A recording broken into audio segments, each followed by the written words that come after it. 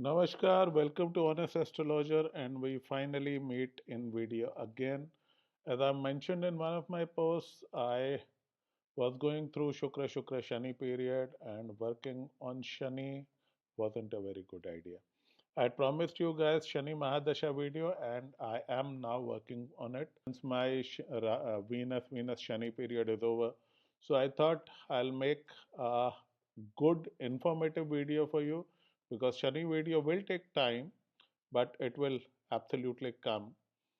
Uh, Now, today I will talk about one of those things which very few people understand, but it will make a lot of difference if you really get that. Okay. So the idea is to compare Shani and Rahu. Some people say Shani is the most powerful planet. Some people say Sun. Some people say Rahu. I am firmly in the Shani camp. Okay. So I have never seen any planet give such powerful impact that Shani gives. So I call Shani the boss of Kali Yuga. Uh, so out of so while Sun and Rahu also are powerful planets, Shani is the absolute boss. So I did a comparison video between Sun and Shani. This one is about Rahu and Shani. Okay. And I will use a movie example for this one. There was a movie called Ab Tak Chappan. Beautiful movie. I totally loved it. I have Sun in the first and a Mars Rahu combo, so gangster flicks are often a hit with me. So there are two main characters which are quintessential Rahu and Shani. So the protagonist of the movie is Sadhu Agashe, which was played by Nana Patekar, and this was a quintessential Shani character, while the villain was a gangster named Zamir, and this was a typical Rahu character. Okay. So Zamir is a gangster, who's all flashy and wears a lot of gold, is very boisterous, fancies himself the king, but deep down inside he knows he's a criminal, typical Rahu. Shani type is Inspector Sadhu Agashe. He's quiet, unassuming, and almost always busy with his work, but the man has real power. Okay. So when their first encounter happens over a phone call, Zamir threatens Sadhu with death, and Sadhu laughs him away. Okay.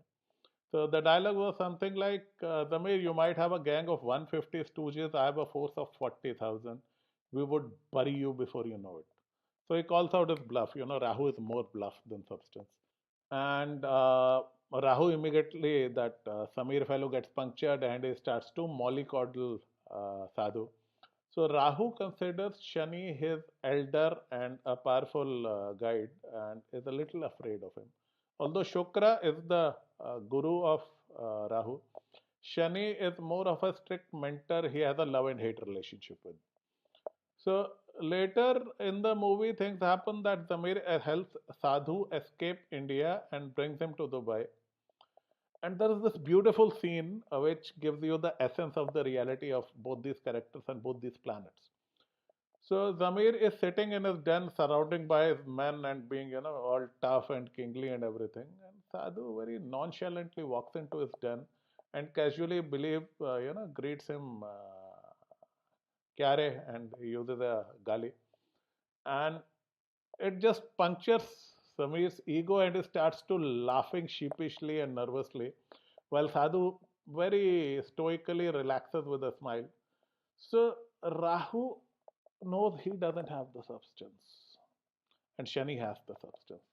And while Rahu can, flatter the ego of Sun, Rahu knows that Shani is too smart for that. So Rahu always tries to keep Shani in a good humor because he knows that behind all the pretensions of being a king, he is just an outlaw, whereas Shani is the law himself.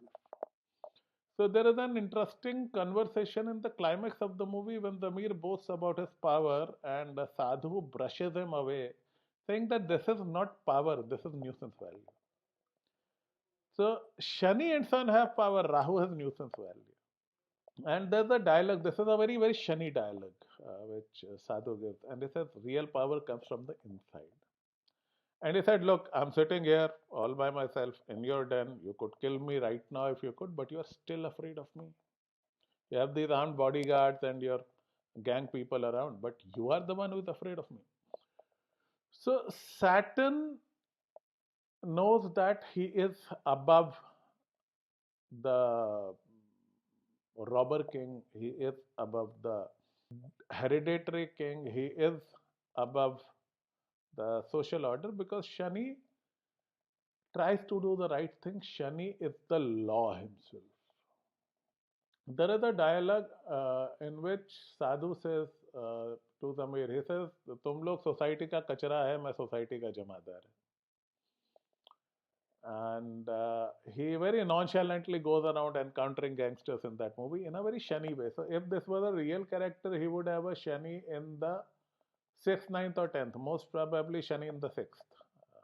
I think the movie is available on YouTube. Just go out and watch how a typical man with a very well placed Shani would behave, and how a man with a strong Rahu would behave. And this is a master class in two planets. You know, at times there is a movie which brings out the essence of a planet or essence of a zodiac sign. For example, Godfather is one such movie which is a copybook research on Capricorn, which is Don Corleone, Scorpio, which is Michael Corleone. These two complicated signs are very beautifully represented in that movie. So, if you want, I can do that. It's one of my favorite movies. As I told you, I'm a gangster flick fan. So, I can do that analysis if you want. Let me know in the comment section. And I hope you liked this sweet little fun video. Some popular movie stuff and astrology stuff. If you want, I'll make more of these. And I'll try and see you very, very soon in the next video. Jai Shani Dev.